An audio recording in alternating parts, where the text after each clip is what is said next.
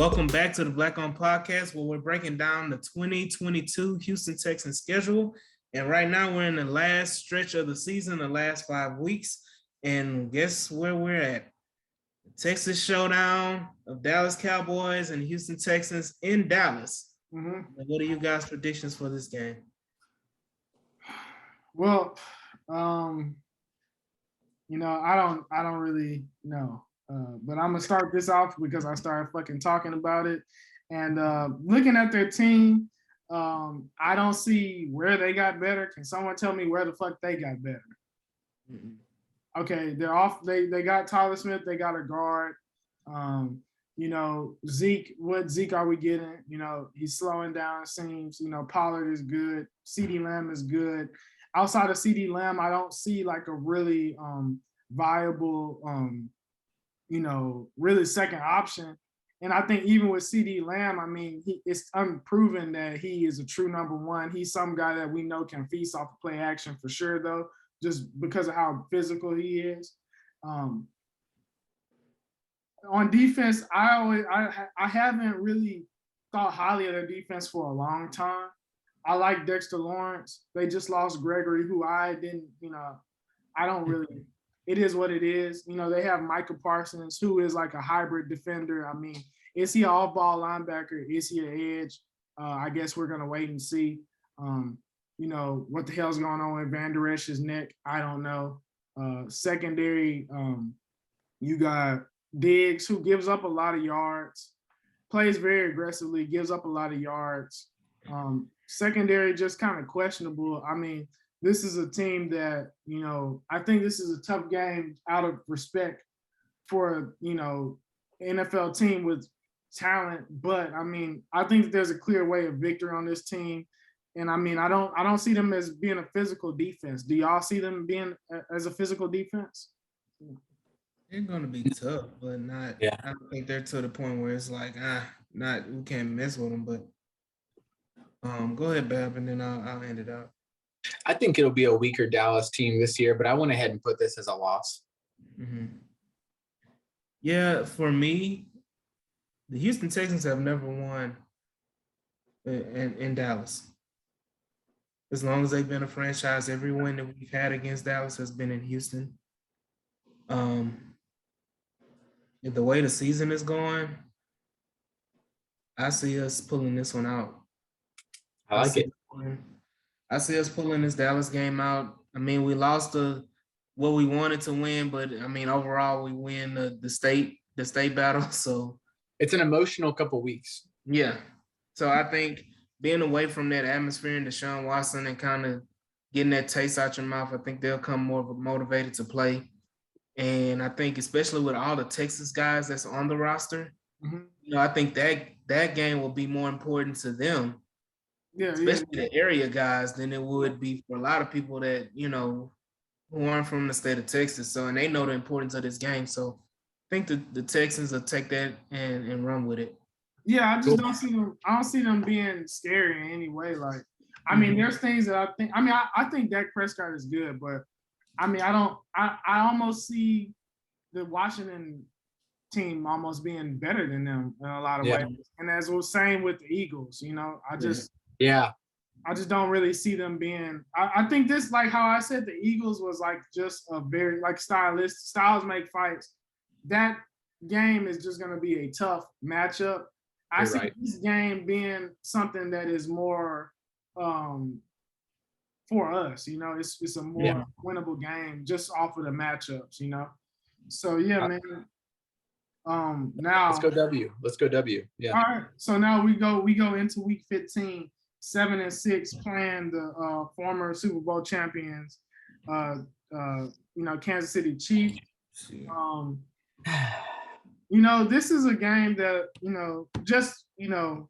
obviously we all know the Chiefs. I'm gonna talk about how they improved though.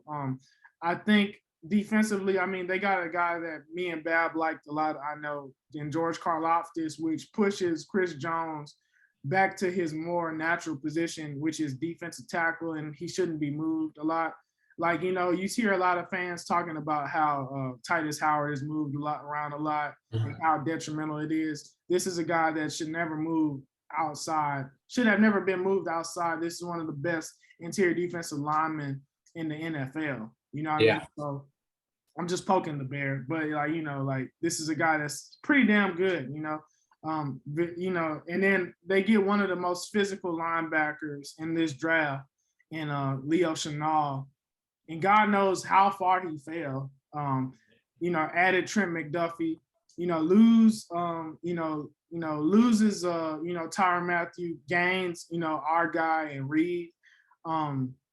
Obviously not Tyrann Mathieu, but I just think that they improved at cornerback and they improved along the defensive line.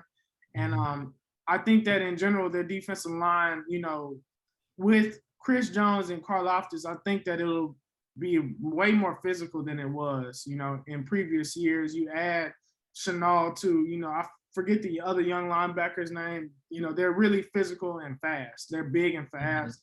And I see this being, you know, another, you know, I don't know that, you know, when you have such a great offense, it's hard for a defense to actually be good, you know. But I think that this is a defense that on any given Sunday can be, you know, can play like a top defense. So Yeah. I think that you know, obviously losing Tyreek Hill is a big deal, but I think that their offense, I expect Andy Reid to change and evolve. I think that Mahomes will play probably his most efficient year this year. And I think that this is a game that, you know, I'm not saying we're going to go out and embarrass ourselves. I don't think Mills is going to go out here and throw four interceptions in any one of these games this year. But I just, you know, I have to count this as an L, you know, just because of the improvements I see them making on defense. And I just think their offense is going to be, they're going to have such a balanced offense to where I think it's going to be less about getting one guy their touches and attacking the actual weak link of the defense, you know? Yeah. So that, and I think they'll run the ball more. So that's my opinion, you know? Yeah. I mean, this is easy for me. This is not even something we need to discuss even further. The Chiefs are just a better team. They have our number. They know they've played us enough. They know, you know, we know what to expect. They know what to expect. You know, it's not the same Deshaun Watson versus Patrick Mahomes type situation. If anything, we're not gonna be able to compete with them in a shootout.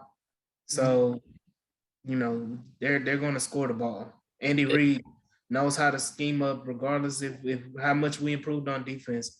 He's going to scheme up that offense in a way that they're going to score the ball consistently. Right. You know, damn near every other time they touch the ball, they're going to either field goal, touchdown, something. So yep. So there's the L, huh? Yeah. So moving on to week 16. Is that consensus? Right? Before we move on? Okay. Yeah. So moving on to week 16, we're at Tennessee. Now, earlier we were at home. We lost to Tennessee. Do you guys see a change in fortune in this game?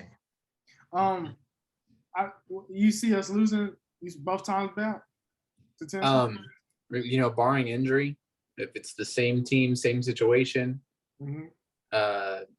yeah, I mean, I could see a situation where, you know, Tennessee really starts to fall apart and they can't move the ball with Tannehill, and Tannehill just makes so many mistakes, and Tennessee starts to go, like, let's see our young quarterback. You know what I'm saying? Like, let's get our young quarterback in here at least for the last 3 games, especially if they're not contending for the playoffs, right? If they're not contending for the playoffs, and we are technically at this point, right?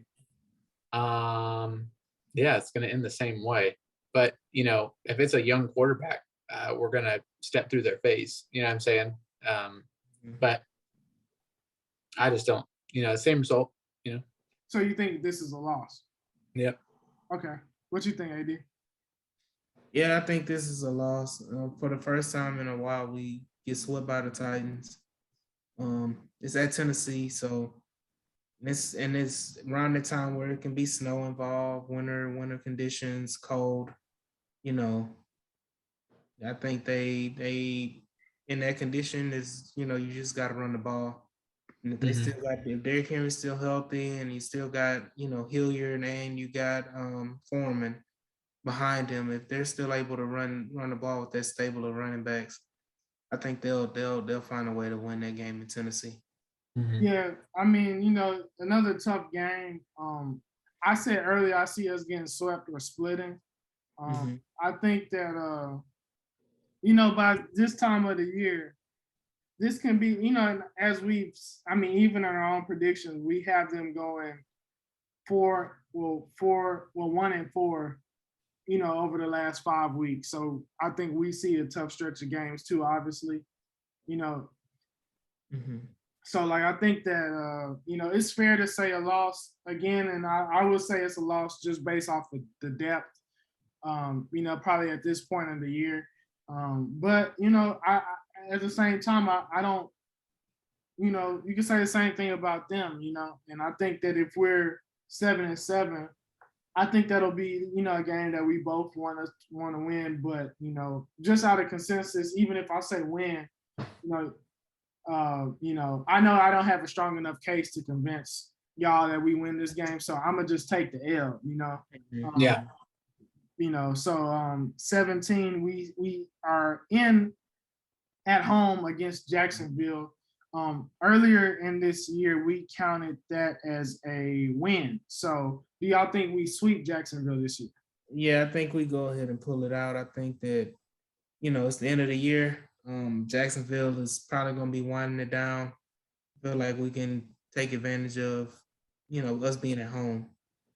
And then last home game of the year as well. You want to end it on a high note. Okay. I think they go ahead and take care of the Jags and you know make it work. All right. So Bab, you counting this one up as a win also? Yeah, I just think, you know, we're approaching maybe Jags unravel territory here. Mhm. You know what I'm saying? Where they probably put on a promising beginning of the season and they were doing pretty good. Mhm. And then we're like, oh yeah, it's Doug Peterson. You know what I'm saying? Like good head coach, but not like a developing Trevor Lawrence into becoming the like greatest quarterback to ever come out of college. And like, you know what I'm saying? It's none of that. Like it's just expectations defeating this team by itself. You know what I'm saying? Yeah. Again, like this is a game like that I see being tough. I can see it going either way. But yeah, again, I'm gonna just count it as a win. So all right, We've man. we've put ourselves in a situation now Mhm. where we're 3-3, or sorry, wait, three Yeah. and 3-2 in the division. With this win, we'll be 3-2 in the division. Mhm. We'll be 8-8 right now. Mhm. yeah. So So hey, I mean, we could be talking about making the playoffs, trying to beat Indy. yeah. So all right, so let's close it out then, man. We have week 18 in Indianapolis. You know, last game of the year, obviously. How do we mark that one up at first? So we gave us a win the first game. Coming off of a win, you know, and you know, this game might be for the divisional if we're 8-8, right? I mean, you never fucking know. Definitely probably for a playoff spot for us, at least if we aren't, you know, in competition for winning the division, right? I'm gonna go ahead, bro, and say, bro, that who shit. I put an L. You put an L? What you put? I don't know if you can see it. Can y'all see it? It's Nope. blurry, Yeah. but yeah, It's man. an L, man. It's an L. All right. Yeah, I mean, to me, if the division is on the line, they're gonna run the hell out of Jonathan Taylor. If Carson Wentz, I mean not Carson Wentz, if Matt Ryan is not performing well, they're gonna put somebody else behind that center. You know, they're gonna make it. They're gonna do whatever they can to win that division. I don't think they're going to have another slip up like they did, especially with Frank Wright and his job being on the line. If they go and lose another game that cost them the division and the playoffs again, because at this point in time, if you go, let's say we're both, you know, 8-8 going into this game, this nine win, you know, game will make this divisional, winning the division will get you to the playoffs, but winning 9 games won't. Winning 9 games, winning 8 games for damn sure ain't gonna get you in the playoffs. Not in the AFC. You have to win your division to get into the playoffs. Yeah. Right. So, I see it's gonna be, just going based on the odds, it's a lot of teams that's probably gonna win 10 games. So I think 10 games at this point is the bare minimum to make the playoffs in the AFC. Yeah. So let's win in the division at 9. 9 wins, or whoever wins the division at 9 wins is kind of going to be under expectation. But I just feel like they're not going to. Frank Wright is not going to allow them to lose that game at home. Do you think so? So how many games do you see them actually winning? Like, do you see this game? Do you see this game being a game that's actually going to decide who wins the title? No. So the Titans will probably run away with it. You know what I'm saying? So you think okay. I mean, the Titans were the number 1 seed last year, man. You know what I'm saying? So it's going to be really hard to have the Titans completely fall from grace. You know what I'm saying? My thing is that I mean, all right. So to close this out, we think we're going to finish 8 and 9. I mean, I would think though. Honestly, by the way we spoke of the Titans earlier, that, you know what I'm saying, like, it almost sounded like y'all thought that, they weren't going to be as good as they were last year in general, though. So, I mean, like, so we counted the Titans week 8. We said that was an L. Okay, damn. And then 16, we said that was an L. So, man, I guess maybe y'all. So with the Titans, even though I don't think they're as good as they were last year, it comes down to them in the division. But see, my thing is that when it comes to Titans in the division, it's a different story. I think the Titans will go out and lose a game against the Jets, but then and then come right back and beat the dog shit out of the Colts, or beat the dog shit out of the Jaguars or the Texans. To me, I think, especially with Vrabel being one of the most tenured coaches in the division, he's seen just about everything you can see as far as the other teams. I mean, he's seen just about everything the Colts. He should know the Colts front and backwards. As long as Frank Wright has been there. The Jaguars, the Jaguars are just a turnstile. So, you have advantage, and the rosters.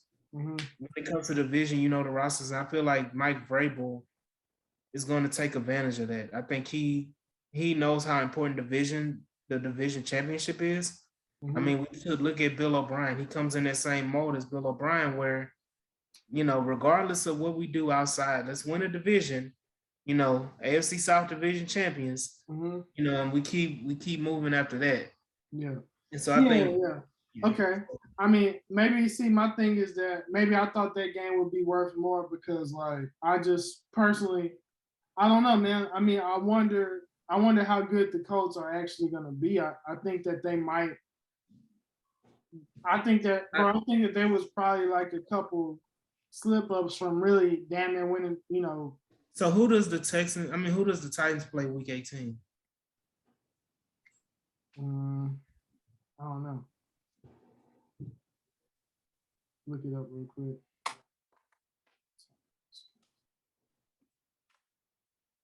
They play week 18.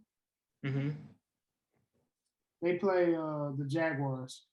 Oh, well then, if it's like a 3-way tie where we're all, us Titans and Colts are 8 and 8, and they're playing the Jaguars, they're going to win, and they're going to win the division. In order to win the division, we're counting on beating the Titans, and then also the Titans losing to the Colts or Jags one time. Well, my thing is that if we're 8 and 9, maybe this might be just a fucked up way of looking at it, but if we're 8 and 9, I feel like there's no way we're 8 and 9 and the Titans are 12 and 5. Yeah, no. You see, I think it's more of maybe Titans are 9 and 7 or 10 and 6 type of team. Yeah. And they're battling, and if it all comes down, let's say they're 9 and 7, and even if Indy wins the game, the Titans are going to play the Jaguars, so they're going to more than likely win.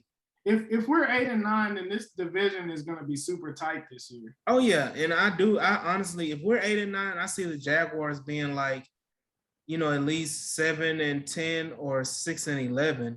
Which isn't unrealistic. I mean, it's not unrealistic, Right. And my thing is I see them beating the Colts once. Mm-hmm. I see them, maybe sneaking up on the Titans, but I still feel like the Titans are going to win this division by going like 4-2.